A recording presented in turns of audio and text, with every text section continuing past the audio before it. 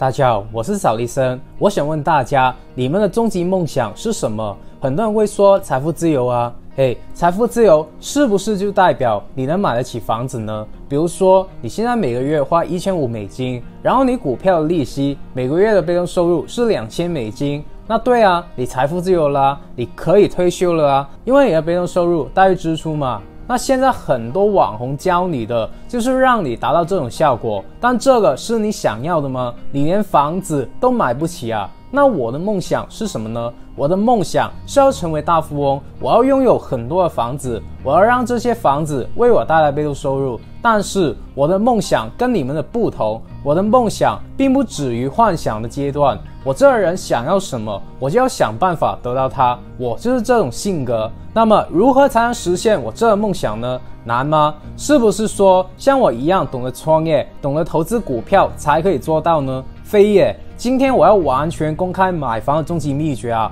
我告诉你，最难的是买到第一套房子，不过其实也不难，我今天也会告诉你怎么做。而当你拥有了第一套房子的时候呢，你就会拥有了一个踏脚石，你就可以很简单的像魔术一样，用这部影片后面的财技生出无限的房子。这部影片其实我做了很久了，但没有公开的原因呢，就是我不断的去请教我那个拥有超过100套房子的兄弟，然后自己去实践过、验证过是可行的，才公开给大家，就是对大家负责任嘛。所以含金量我可以承诺非常的高。我希望观看我这部影片的各位有缘分的兄弟姐妹，可以尽快的先把自己的第一套房子给搞定了，然后给我报喜，再去思考如何多买一套，或者是换一套大的。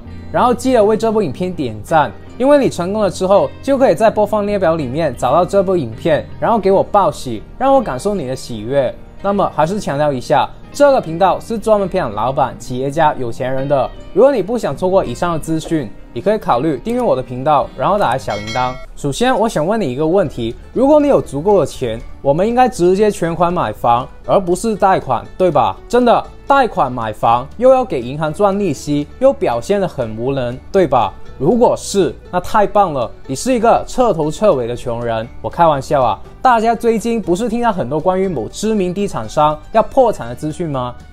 这是不是让你更加觉得借钱啊、贷款啊什么的是一种很危险的行为呢？好端端的一家公司为什么要借钱呢？为什么要负债呢？对吧？是的，我以前也这样的以为。当我上了大学以后呢，我去学习看财务报表的时候呢，我才发现啊，100%的上市公司呢都拥有庞大的负债。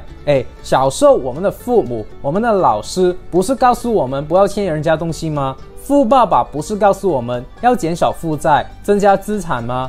不，那是因为你没有读透《富爸爸穷爸爸》这本书。负债分两种，好的负债和坏的负债。什么意思呢？简单来说就是我借钱去投资，我借了200万，赚回来1个亿、1000个亿，那这个就是好的负债。而你去刷信用卡，吃一顿好的，吃完就没有了，那这个就是坏的负债。那当然，你吃完这顿饭能赚1个亿，这个还是好的负债。那往往报纸上我们看到的都是那些大学生刷了很多钱的信用卡，然后还不了，然后自杀了，然后我们就会觉得信用卡是一件很邪恶的东西。但是在我们富人眼里啊，什么信用卡啊、房贷啊，都是我们致富的工具。我们富人最好的朋友、最好的合作伙伴就是银行。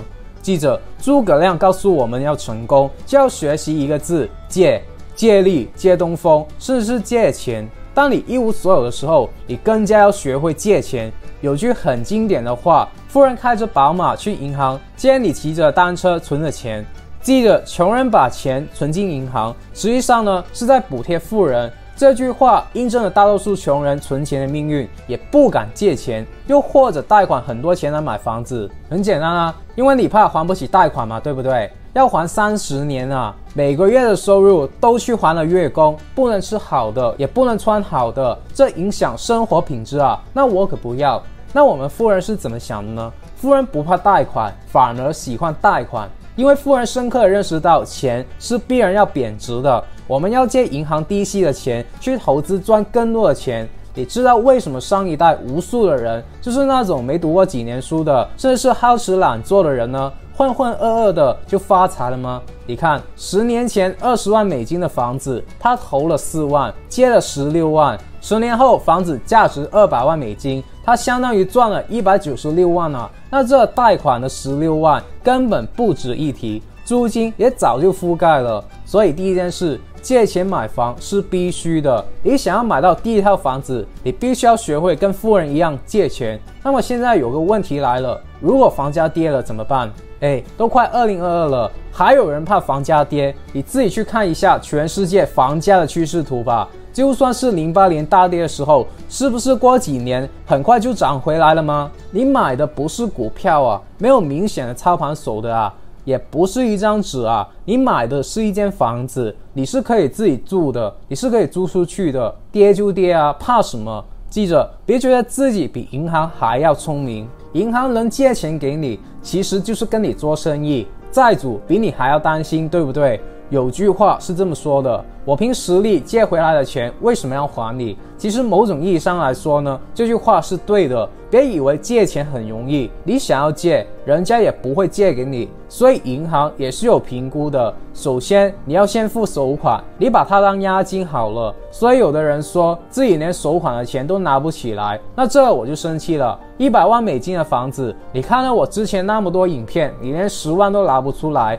这不是在羞辱我吗？那这我开玩笑啊。还是那句话，没钱怎么办啊？借啊，勇敢的问你的父母借啊，因为你为了整个家族的财富增长啊，是为了整个家族做理财啊。如果父母没有怎么办？也要勇敢的向朋友、亲戚和同事借钱，因为你要为他们放在银行的钱去创造更高的收益啊。另外，你还可以勇敢的挑战房东，然后找到低于市场价的房子来降低你的首付。那如果你像我，真的不能为这点小钱低头怎么办？这是为什么我做了一个免费培训给大家的原因。你在影片下面的链接报名，因为我会直接告诉你在这个时代怎么抓住趋势去赚到自己的第一桶金，而且方法非常的简单，利润非常的暴利，而且有大量的人实践过这个方法是有效的，做的比我还要厉害几万倍的大有人在。记得认真的听啊，当你赚到第一桶金的时候，你几乎就逆天改命了，因为你可以拿着这笔钱去投资，钱滚钱，让钱为你工作，然后利用银行借贷杠杆去放大你的资本。当听到这里，你还是过不了一关，就是给银行赚了很多利息啊。我举个例子啊，比如你想借200万的房贷，你跟银行说我要用30年的时间还你，这是不是很无奈？你去试试跟你的朋友借1万块，然后说用30年的时间还他是不是要揍你，对不对？这生意银行居然接受，银行说 OK 啊，我们就以市场利率来算，很多地区是2%左右，那我算4.9%好了。那你在30年的时间内要支付的利息大概就是182万，意思就是说你借了200万，你要还他大概400万的本金加利息。你内心是不是在想，这银行也太坑了吧？所以很多人有一个非常错误的观点，就是买房一定要全款买，不能让银行赚我的钱，我的钱来的可不太容易啊。但你有思考过一个很重要的问题吗？你会持有一家房子30年吗？我们房产投资者经常说30年的月供是个鬼。什么是鬼呢？就是大家都听过，可是没有人见过，这个叫做鬼，你知道吗？全世界大部分按揭贷款的还款周期呢是5年啊。什么意思呢？就是很多人买了房以后呢，没过几年就卖了，用不着还30年啊。你去看一下你那个地方5年的房价涨了多少，你100万的房子变成200万，你卖不卖？就算没有这么夸张，按照最保守的每年10%来算，5年你最少赚50万啊，你这5年利息也有几万左右，那你还怕什么？还是那句话，你不信你就自己认认真真的去看一下房价走势图，你去看一下身边买房的人，谁现在不是横着走？我想带出的一点就是，虽然我们借钱说要还30年，但数据告诉我们，我们平均也还5年左右。不过有一个基本的常识你必须要懂的，的确你还钱的时间越短，利息是肯定越少的。所以很多人买房的时候呢，都有这样的经历，就是在填贷款时间的时候啊，你会想着贷款那么多，到老了还在还贷款，你就受不了， 95%以上被学校教育过的人呢，都想着如何尽快的还清负债，是不是？你肯定想着一有钱的时候就早点把银行的贷款还掉了，省得我背了一个债，好像背在身上压力很大。我还是强调一点，负债是有好坏的。你现在是在跟银行做生意啊，你们一起投资一个房子啊。我说一下这散户和投资者分别是怎么想的，就是对于选择10年期和30年期到底哪个划算的问题。为什么说各有各的选择呢？因为选择10年期你会少付出利息，这是一个很明显的优点。当你思考过这提早还钱代价吗？就是你把这还款的能力给提前占用了，就是说你的还款压力会大好几倍啊。因为你等于把你的收入的很大一部分提前透支了，也就是说你透支了你未来的收入。什么意思呢？很简单，你借了100万，你分10年去还，你每个月还2万就好了。10年后虽然你还了240万，但你一个月只需要给2万啊。但如果你直接说我1年就能还清这笔贷款，那虽然你一共只还了120万，里面的20万是利息，但你每个月就要还10万，这你听懂了吗？听不懂多看几遍，很重要。所以在这个过程中呢，至少5年到10年的时间内呢，只要你没有提前还款，这个还款的能力就会被占用，而你买下一套房子的能力就会被拖延了。对的，如果你每个月有能力还10万的话，你用我后面的财技去操作，你会多编出一间房子啊。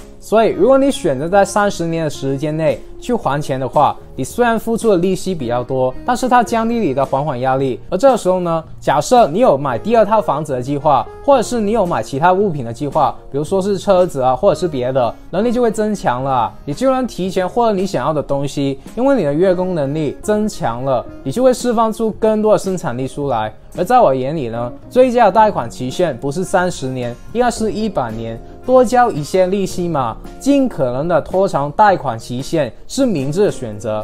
第一个，房子越来越值钱了；第二个，租金越来越高了；第三个，月供占你的收入比例会越来越低的；第四个，如果利率市场化已经在进行当中了，后面的利率会不断的往下调，你的月供只会越来越少，而不是越来越多。而最重要的一点就是钱永远是越来越不值钱的，你不用怕钱之后会很值钱，这是不可能的。理由你可以去看我之前的影片。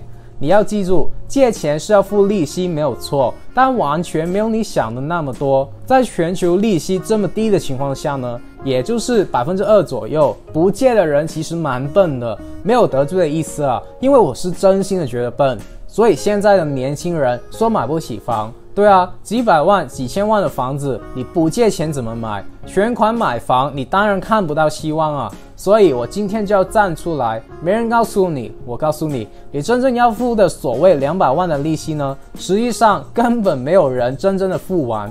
贷款买房其实就是花明天的钱圆今天的梦，买房根本不必马上花很多钱的。按揭买房最大的优点就是钱少也能买，所以我们高手是怎么投资的？你1000万只能全款买一间房子，对不对？我1000万就可以买10套，每间房子投100，剩下的900都是跟银行借的，这样我就可以把资金分开投资，贷款买房，然后出租，然后以租养贷，然后再投资，这样不但资金使用会灵活一些。如果我每间值1000万的房子都涨了100万，那我有10间我就赚了1000万了。而你只有1间，你只能赚100万，对不对？这个就是杠杆了。所以从一个问题就知道，你是一个专业投资者，还是很业余的散户。就是你觉得贷款越多越好呢，还是越少越好呢？是不是觉得银行太精明了，普通人都玩不过它？你的内心想法是不是这样的？能少贷款就少贷款一些吧，借得多，利息也还得多，少借一点就少还一点啊。众所周知呢，同样是3万块美金，20年前可能够全款的买到一套房子，那现在可能只能买一个厕所间呢。这代表了什么？这代表了全世界现在是这样一个情况，就是说一个高通胀、低利率，甚至长期是一个负利率的情况。这就意味着你眼下借的钱，在几年以后呢，还的时候呢，就不是那个数了。金额是那个金额，但实际上的价值就不是那个数了，听不听得懂啊？你10年前用200块买了一头猪，那现在你拿200块，你只能买一条猪腿，你同样是200块钱，但是你获得的价值、获得的物品已经完全不同了。你借银行的钱等于就是赚到了，因为那200块的钱其实它是贬值的，但是你200块就能买到那头猪的增值。另外还有一个原因啊，住房按揭贷款是个人唯一一次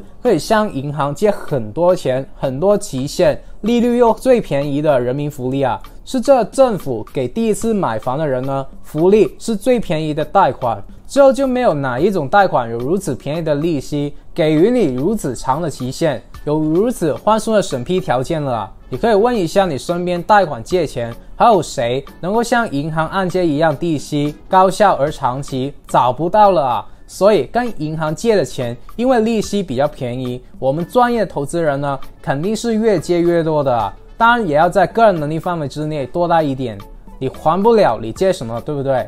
我们投资者、创业家都是透过不断的借钱去背到我们的资产，所以我们才能很年轻的买到我们喜欢的车子、房子等等。这些含金量最高的，后面我会告诉你啊。但老实说，我自己除了在投资这件事上面借钱、玩杠杆之外呢，我创业从来不借钱的。可能我是白手起家的创业家吧。我做的都是零成本的创业项目，就是以前如果你告诉我搞一个项目需要自己出钱，那我肯定是不干的。那现在不一样了，之后如果我去思考如何做得更大，那肯定需要杠杆，对不对？那关于我做生意的原则套路，就是如果你想要跟我一样创业，或者想要在 YouTube 创业，然后不懂做什么内容，怎么做内容，怎么操作，用什么思路、心态去赚钱，就是你想知道我关于创业的一切商业机密，你可以考虑走进我们的创业商学院。我会永久的尽我的能力，手把手的把你从一无所知、一无所有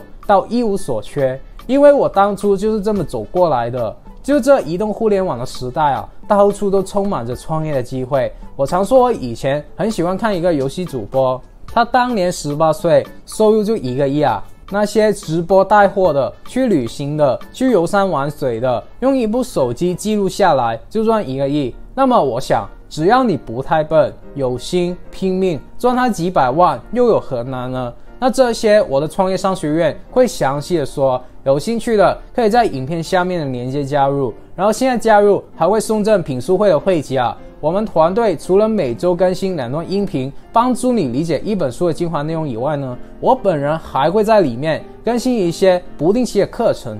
然后我们的 Facebook 富人群组呢，大家可以在里面自己互相交流资源啊，这是一个商圈的概念。以前我自己出去应酬，去一些酒会认识人，也要递名片，那现在不用了，里面都是各行各业很上进的精英啊。那这些就是我们的人脉，是最重要的无形资产，这点也是我自己的初心啊。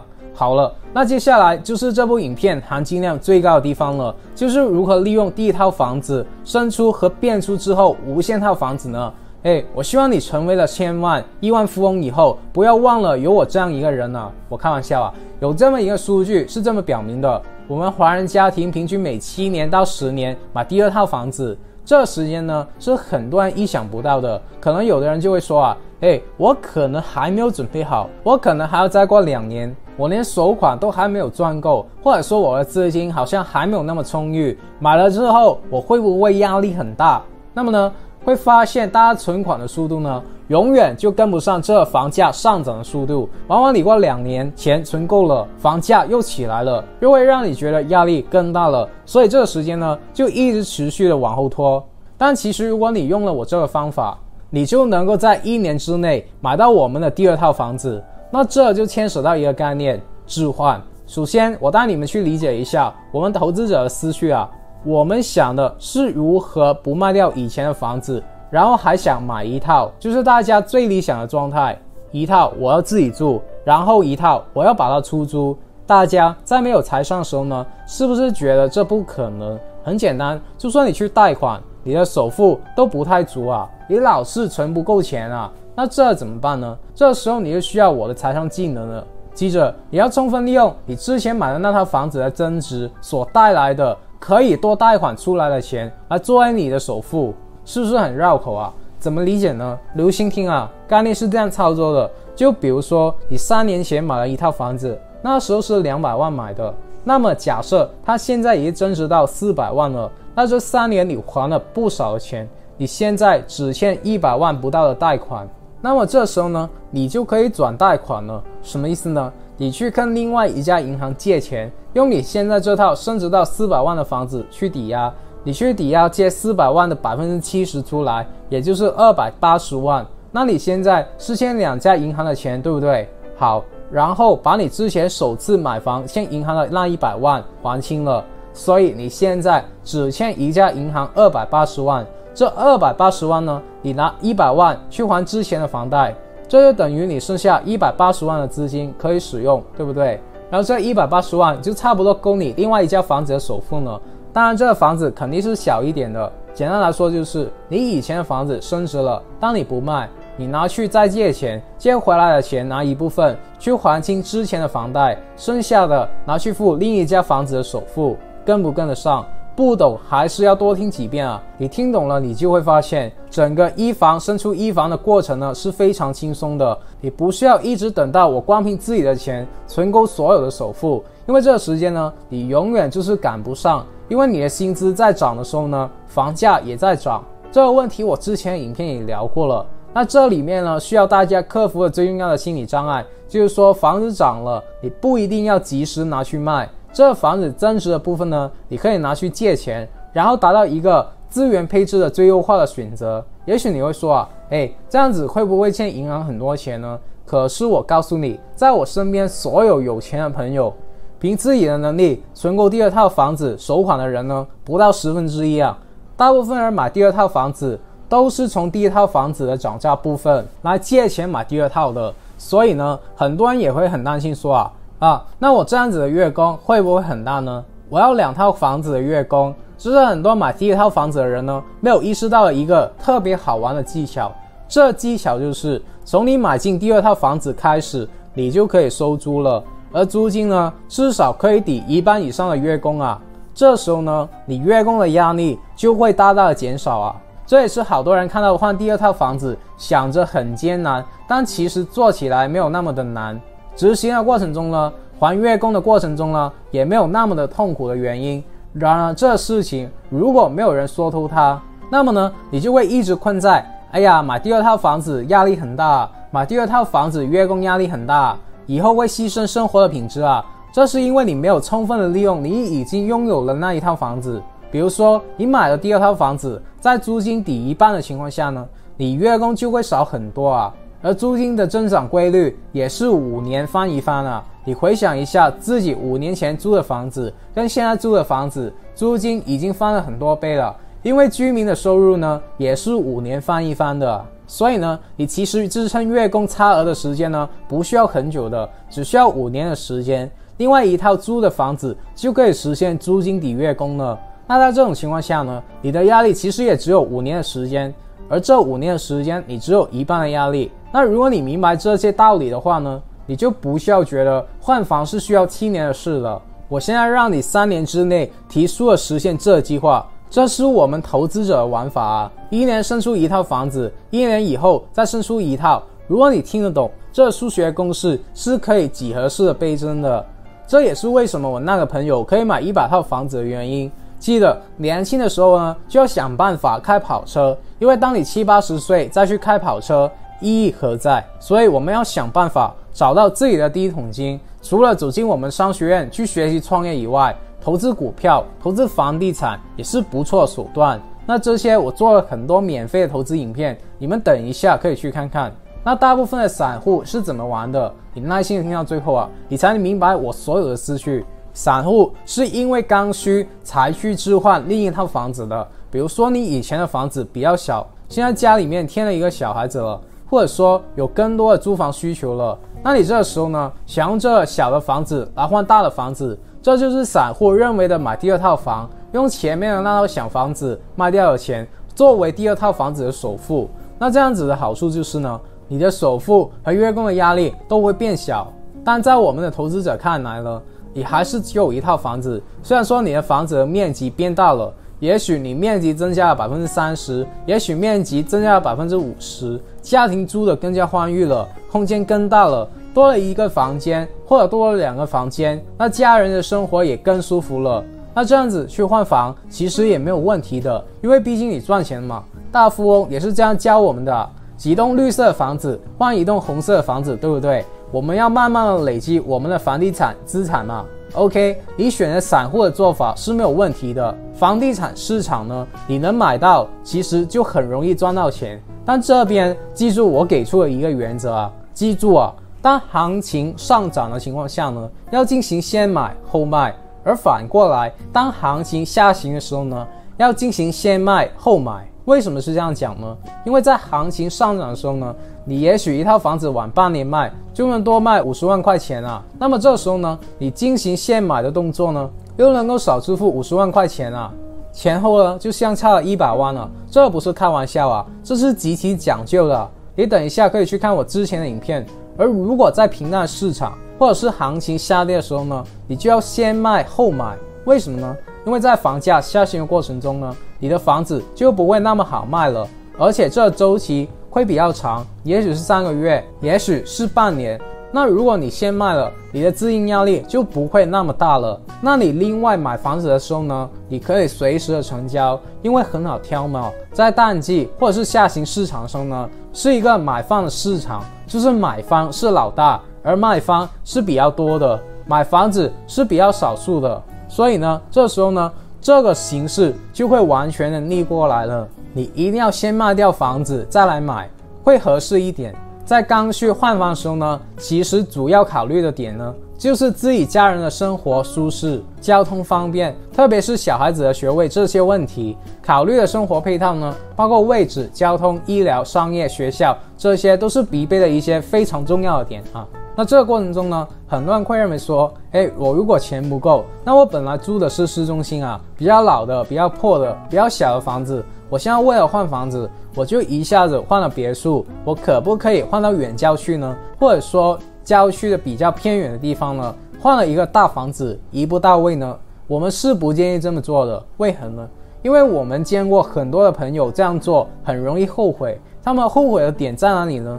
就是他们只考虑到了就是居住的舒适性，所以他们把小房子一下子换成了大面积的平层或者是别墅，然后呢，果然一下子生活的质量就提升了很多了。可是呢，当他们的孩子长大的时候呢，他们就忽略了在偏远地区他的学位没有那么好。等他真的认识到这一点的时候呢，他就会发现，哇，为了孩子我不得不牺牲更多生活的舒适性啊，所以他要卖掉那个大房子，换到市中心里面去找到一个好的学位啊。这时候呢，就是有点瞎了。所以呢，我们在考虑置换的时候，你一定要全面，不只考虑我们1-2年的需求，而且就要考虑到未来5年的，包括孩子上学的需求。在这个过程中呢，就不容易实现这种被动又来回折腾的事情。因为我也知道大多数的家庭换一次房都是一个特别不容易的事情，因为他们想的就是以小换大。你这样做也行，但比较慢，你很难累积到很多的房子。